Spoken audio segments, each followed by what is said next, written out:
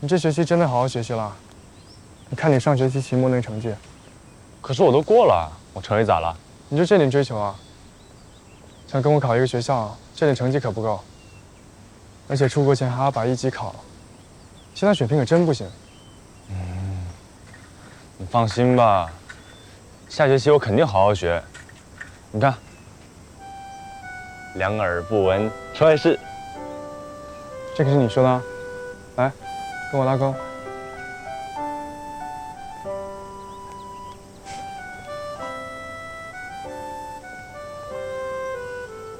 我想好了，这学期不打算参加文艺部了。